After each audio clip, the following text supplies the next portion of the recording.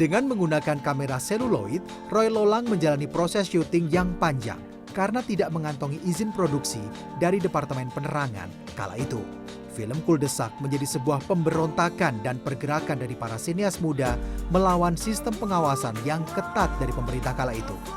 Selain dianggap ilegal, tim produksi Kuldesak juga harus berhadapan dengan kondisi sosial politik ekonomi yang tak pasti akibat gelombang reformasi pada tahun 1997-1998. Kita syuting itu tiba-tiba kita udah di lokasi, saya udah di lokasi, kemudian Mira juga udah, pemain tuh sebagian waktu itu udah ada di lokasi gitu.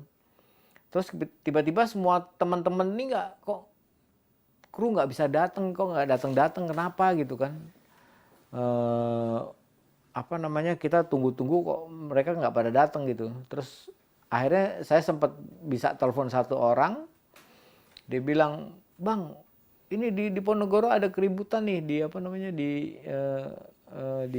gedung PDIP diserbu, lagi ada lagi perang nih di daerah di Ponorogo gitu. Jadi kita nggak bisa datang ke."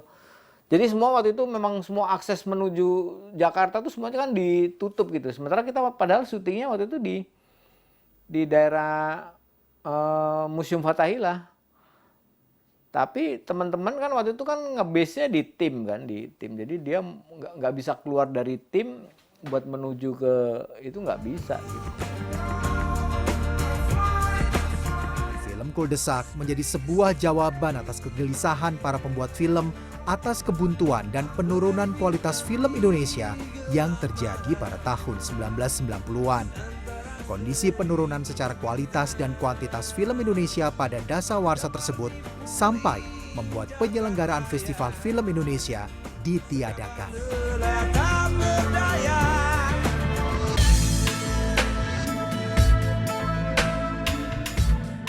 Film Kuldesak disutradarai oleh 4 orang sekaligus, Mira Lesmana, Riri Riza, Nantrevani Akhnas, dan Rizal Mantovani.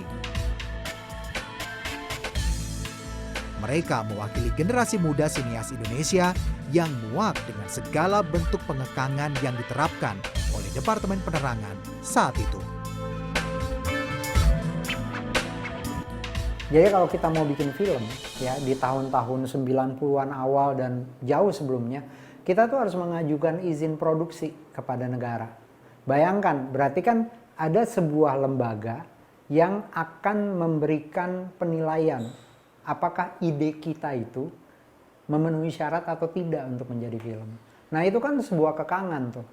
Itu sebuah kontrol dari negara terhadap kebebasan kita mengungkapkan pemikiran. Makanya bisa dibayangkan bagaimana perfilman Indonesia di masa itu dijalankan dengan kontrol yang sangat ketat terhadap ide-ide. Jadi kita udah tahu tuh, oh kalau kita bikin film tentang misalnya seorang polisi yang berpikir tentang bagaimana ingin mendobrak sebuah kasus yang melibatkan elit gitu. Itu udah nggak mungkin di masa itu. Karena Lina di sini sudah menyiapkan fallback plan yang kami harapkan dapat segera mengatasi kekurangan-kekurangan tersebut. Fallback plan? Bapak kan nggak pernah ngomong soal itu. Film Kuldesak lahir dengan menghadirkan 4 plot cerita berbeda dalam sebuah film.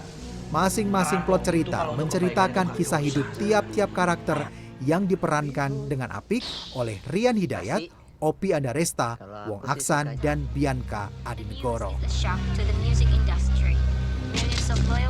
Konsep film ini terinspirasi dari film Hollywood berjudul Pulp Fiction. Gaya berceritanya memang melawan arus dari film-film Indonesia sebelumnya. Di saat yang lain menahan diri untuk berkarya karena gelombang reformasi dan resesi, Kuldesak berhasil rilis pada 27 November 1998. Karena di masa itu, ketika kita syuting di luar, buka kamera kayak begini nih, akan ada polisi yang datang, akan menanyakan, kalian dari mana? Dari mana gitu ya, dan akhirnya kita kalau nggak punya izin, kita diminta bubar. Ada 2 strategi waktu itu. Saya ingat beberapa teman juga menggunakan strategi, ini film mahasiswa. Karena kebetulan kami dari KJ, krunya kebanyakan tuh mahasiswa yang magang dari IKJ. Akhirnya kalau ditanya polisi, kita bilang aja, oh ini film mahasiswa Pak, film ujian. Akhirnya diperbolehkan. Itu teknik-teknik yang kita pakai di masa itu.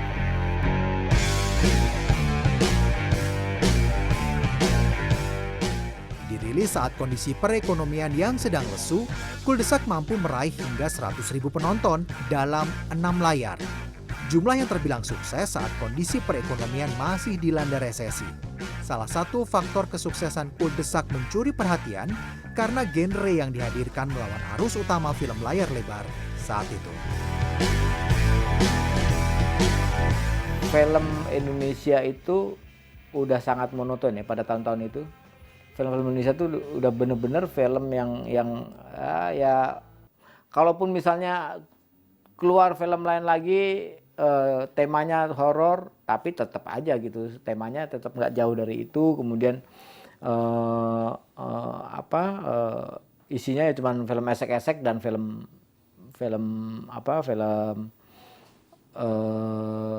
esek-esek dan film-film ini silat yang menurut saya juga bukan silat yang bagus juga gitu kan. Tapi karena Kuldesak ini juga keluar dengan bentuk penyajian yang sangat berbeda gitu, cara bertutur berbeda, cara bercerita yang berbeda gitu, spiritnya juga berbeda gitu. Mungkin itu yang energi positif itu yang membuat mungkin jadi Kuldesak ini menjadi berbeda gitu.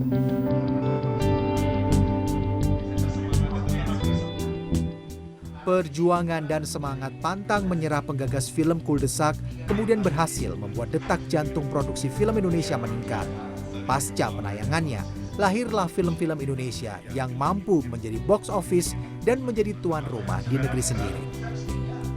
Pada 2018 silam, perjalanan keempat sutradara Kuldesak kemudian dirangkum dalam sebuah buku berjudul 20 Kuldesak, agar semangat perjuangan mereka dapat dipelajari oleh para generasi muda.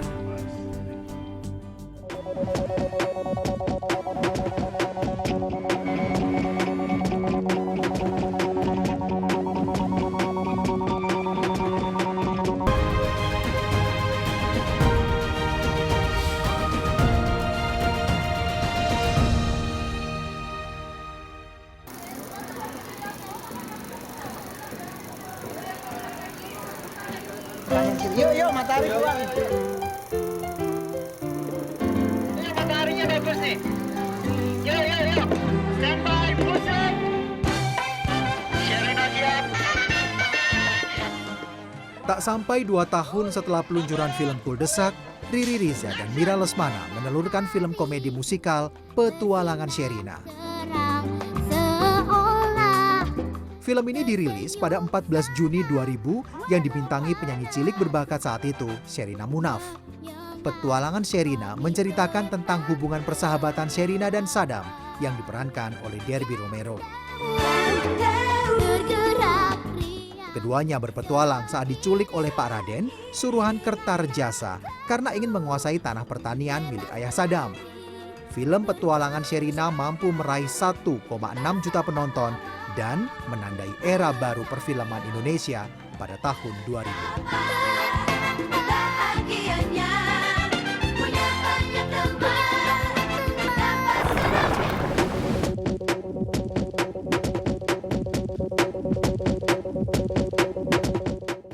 Puncak kebangkitan film Indonesia kemudian ditasbihkan dengan diluncurkannya film Ada Apa Dengan Cinta pada 8 Februari 2002 yang diproduseri oleh Riri Riza dan Mira Lesmana.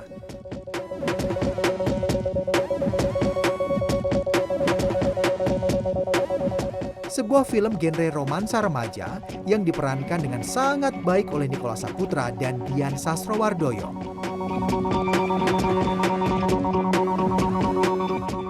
Percintaan dua remaja antara gadis populer di SMA bernama Cinta dengan cowok pendiam pecinta sastra bernama Rangga.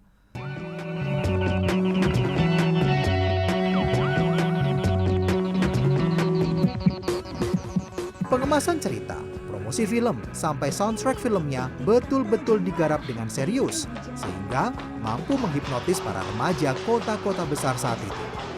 Sosok Rangga dan Cinta mendadak menjadi sosok yang ingin ditiru oleh banyak remaja. Soundtrack filmnya yang digarap Anto Hood dan Melly Guslau merajai tangga lagu Indonesia saat film ini meledak. Film Ada Apa Dengan Cinta meraih 2,4 juta penonton. 2000 muncul film Sherina. Betul, tahun 98 ada film Kuldesak. Itu merupakan film omnibus pertama di kita yang juga cukup diminati tetapi tidak box office. Sherina adalah film yang justru mencapai box office pada tahun 2000. Dan tahun 2002 muncul lagi film Ada Apa Dengan Cinta yang juga box office. Nah, dua film itu kita sebut sebagai dua film yang menjadi penanda era baru perfilman Indonesia. Nah, era baru perfilman Indonesia yang kita katakan mulai dari tahun 2000 itulah yang akhirnya memunculkan film-film digital. Karena pada waktu itu ya bioskop banyak sekali yang tutup di daerah. Bayangkan aja, dulu film main itu masih film baru setelah 1 tahun. Kenapa? Karena seluloid orang menunggu. Tapi begitu ada bajakan, muncul langsung ada, walaupun kualitasnya nggak bagus, mereka bilang udah nonton.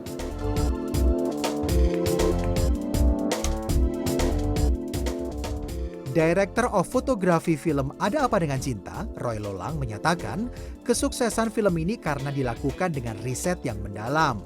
Penataan gambarnya juga banyak dipengaruhi oleh film-film dalam dan luar negeri.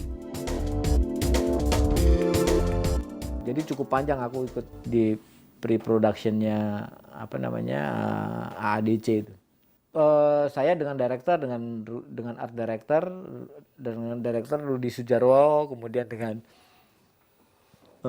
art directornya Anto Sinaga, kemudian juga dengan produser Mira Lesmana, tuh kita bareng-bareng waktu itu sering nonton film gitu kan untuk cari referensi film, ya baik itu film Indonesia maupun film luar gitu.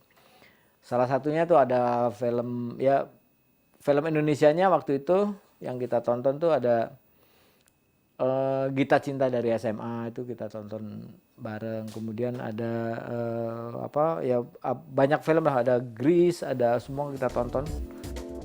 Data dari Badan Perfilman Indonesia menyebutkan pertumbuhan jumlah penonton film Indonesia mulai meningkat secara bertahap sejak tahun 2000. Pada tahun 2016, jumlah penonton film Indonesia mencapai 37,2 juta dari 116 film. Lalu pada tahun 2019, jumlah penonton film Indonesia meningkat menjadi 51,7 juta dari 129 film yang beredar. Ini artinya pada tahun 2019, rata-rata satu film Indonesia ditonton 400.000 orang. Bangkitnya perfilman Indonesia pun sanggup memberikan kontribusi gross domestic product sebesar 15 triliun rupiah pada perekonomian nasional. Pertumbuhan jumlah penonton yang signifikan menjadikan Indonesia peringkat ke-10 pasar film dunia dengan nilai pasar mencapai 500 juta dolar Amerika pada tahun 2019. Ya betul juga pada tahun 2016 itu penanaman modal asing untuk perfilman itu dicabut.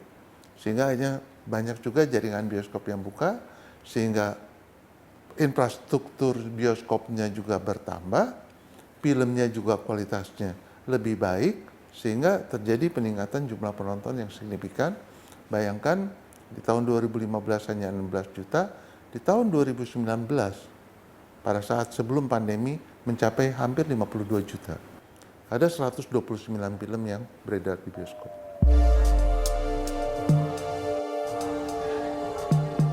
Kesuksesan para pelaku industri film Indonesia dalam membangun jumlah penonton harus menghadapi cobaan berat memasuki masa pandemi di tahun 2020. Tak sedikit pelaku industri film nasional yang terdampak pandemi COVID-19. Namun, tekad mereka tetap menyala. Film Indonesia harus bisa bergerak untuk kembali menjadi tuan rumah di negeri sendiri.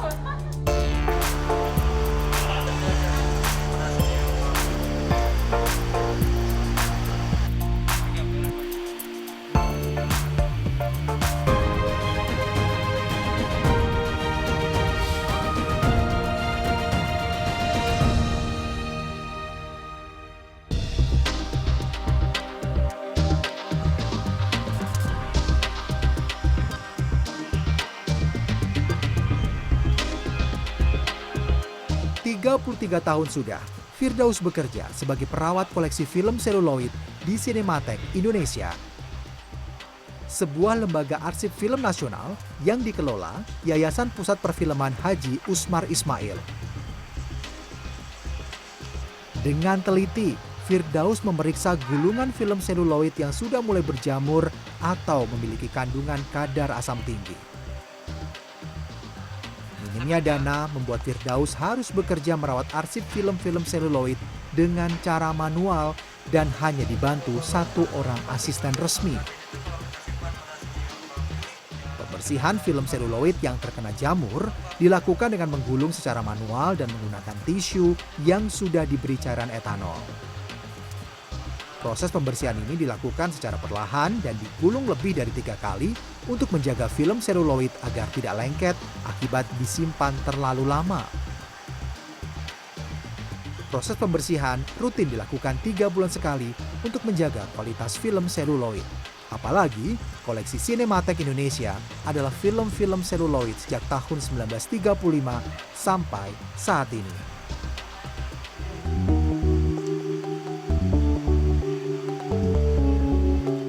Sementara, jika pita film seluloid mengalami pecah atau bahkan putus, proses perbaikan menggunakan alat bernama splicer selotip khusus pita film. Ketelitian tinggi dibutuhkan untuk menyambung pita film seluloid agar presisi dan tidak macet saat diputar di proyektor film. Ya, kita punya koleksi dari tahun 1935, judulnya Patkai. Itu memang agak sulit karena film sudah mulai rapuh, preparasinya sudah mulai pada pecah, sempal. Kedua, dia juga udah mulai ada penyusutan sekitar 0,1%. Jadi untuk memperbaiki kalau preparasi yang pecah itu kita bisa sambung dengan splicer tadi. Kalau memang preparasinya sudah pada pecah, kita bisa bikin dari film-film yang bekas atau bahan baku film, kita tempel dengan solasi di samping itu dengan splicer tadi. Terus kita kerjakan itu.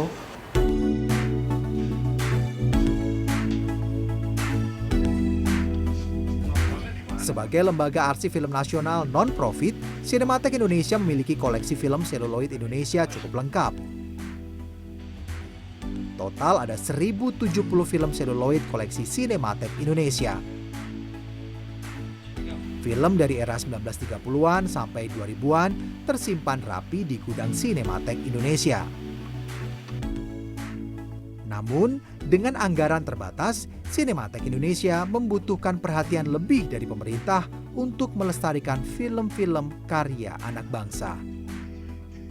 Di sini ada Cinematheque Indonesia, ada perpustakaan film, ada sekolah film, gitu, ada galeri film. Itu saya lagi bentuk baru, gitu. Mungkin juga Joy. Artinya apa? Seluruh film-film yang ada di Indonesia dulu itu disimpan di sini. Itu satu. Jadi makanya saya menghimbau kepada pemerintah, ya, tolong diperhatikan ini. Ini bagian yang mungkin tidak ada lagi di tempat-tempat lain. Kalau film-film di arsip nasional, di itu lain, ya, film-film dokumenter. Ini kan film cerita semuanya.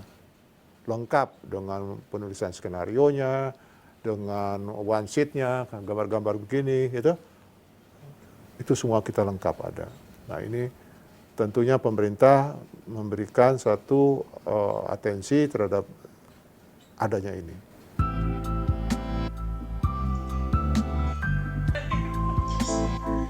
Beberapa tahun terakhir, layanan digital platform menonton secara daring sudah merambah pasar industri hiburan tanah air.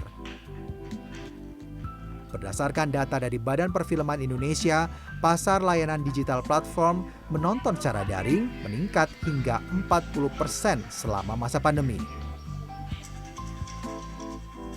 Kondisi ini secara tidak langsung mempengaruhi jumlah penonton bioskop yang secara perlahan bergeser ke layanan digital daring di masa pandemi.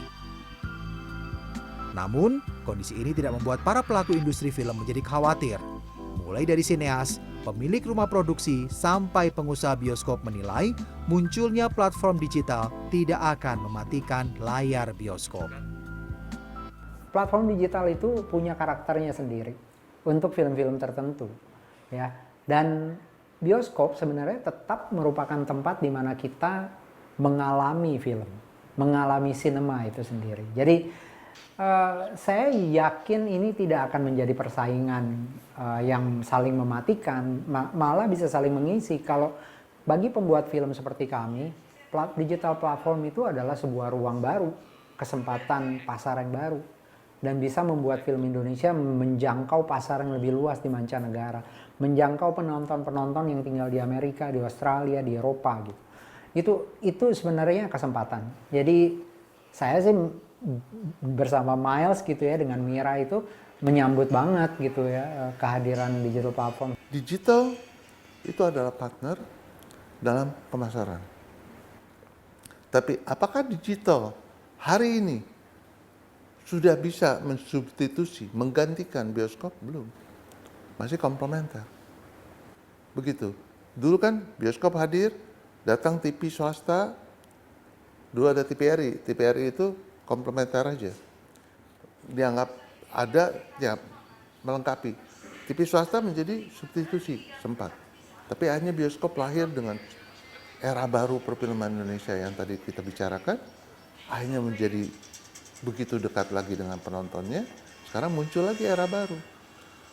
Yang tadinya digital itu komplementer, sekarang mencoba mensubstitusi. Apakah sudah mensubstitusi dengan lengkap? Belum.